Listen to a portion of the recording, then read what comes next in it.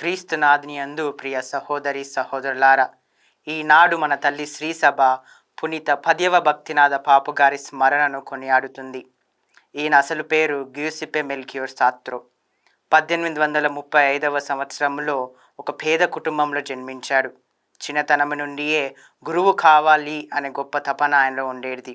దివ్య సంస్కారం అనగా అపారమైన ప్రేమ కలిగి ఉండేవాడు.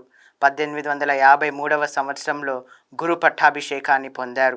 1903వ సంవత్సరంలో పాపుగారిగా ఎన్నుకోబడ్డారు. శ్రీసభలో పునీత 10వ భక్తినాథ పాపుగారు ఎన్నో మార్పులను తీసుకొచ్చారు.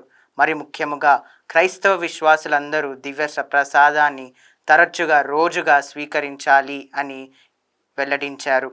అలాగే 7 నుండి 9 వయసు నిండిన పిల్లలు ప్రథమ దివ్య ప్రసాదాన్ని స్వీకరించాలని ప్రారంభించినది ఈ పాపుగారే.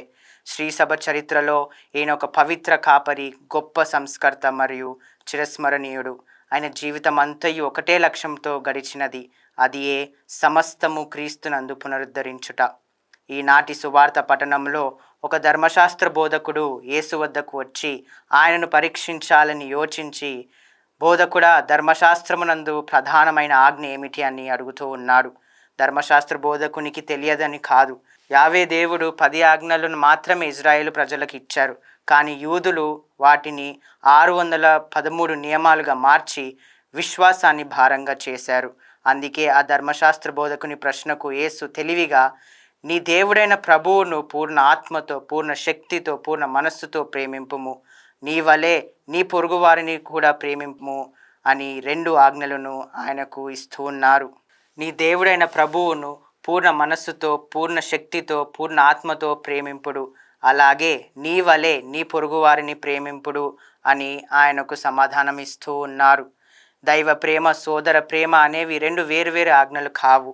ఇవి 2 ఒకటే ఆజ్ఞ, ఒకటే నాణ్యముకు ఉన్న 2 ముఖాల వంటివి. దైవ ప్రేమ అంటే మన సర్వాన్ని దేవునికి అంకితం చేయడం, దేవునికి మన జీవితంలో ప్రధాన స్థానం ఇవ్వడం, మనం చేయు ప్రతి పనిలో ఆయనను ముందుంచడమే ఈ దైవ ప్రేమ. కానీ దైవ ప్రేమ కేవలం మన ప్రార్థనలకు మాత్రమే, మన విశ్వాసమునకు మాత్రమే, మన మాటలకు మాత్రమే పరిమితం అవ్వకూడదు. ఇది సోదరుని ప్రేమ వలన కార్యరూపం దాల్చాలి. సోదర ప్రేమ అంటే మనకు కష్టంగా ఉన్న ప్రేమించగలగాలి, అసౌకర్యంగా ఉన్న వాళ్ళకి సహాయం చేయగలగాలి. ఇట్లాంటప్పుడే మనము క్రీస్తుని ఆజ్ఞానుసారంగా జీవిస్తూ ఉంటాము. పునీత యోహాను గారు తన లేఖల్లో అంటూ ఉన్నారు, కనిపించే సోదరిని నీవు ప్రేమించని ఎడల కనిపించని దేవుని నీవు ఎలా ప్రేమిస్తావు? కాబట్టి ప్రియ సహోదరులారా, ధర్మశాస్త్ర బోధకుని వలె ఇతరులలో చెడును చూడకుండా మంచిని చూడడానికి ప్రయత్నం చేద్దాం. దేవునికి మనము మన జీవితాల ప్రధాన స్థానం ఇద్దాము. మన తోటి వారిని మన వలె ప్రేమించడానికి ప్రయత్నం చేద్దాం. ఎందుకంటే మనం ఒకటి గుర్తించుకోవాలి, మన జీవితం ఆఖరిలో దేవుడు మనల్ని అడిగేది నీవు ఎన్ని నియమాలను పర్ఫెక్ట్గా పాటించావని కాదు. కాబట్టి ప్రియ సహోదరి సహోదరులారా, ధర్మశాస్త్ర బోధకుని వలె ఇతరులలో చెడును చూడకుండా మంచిని చూడడానికి ప్రయత్నం చేద్దాం. దేవునికి మన జీవితాల్లో మన ప్రధాన స్థానం ఇద్దాం. మన వల్లే మన తోటి వారిని ప్రేమించడానికి ప్రయత్నం చేద్దాం. ఎందుకంటే మన జీవితం ఆఖరిలో దేవుడు మనల్ని నీవు ఎంతగా నియమాలను పాటించావు కాదు, కానీ నీవు ఎంతవరకు నీ తోటి వారిని ప్రేమించావు అని అడుగుతాడు. కావున పునీత 10వ భక్తినాథ పాపుగారి మధ్యస్థ ప్రార్థన ద్వారా ఈ వరములను మనకు దయచేయమని ప్రార్థించుదాం. ఆమెన్.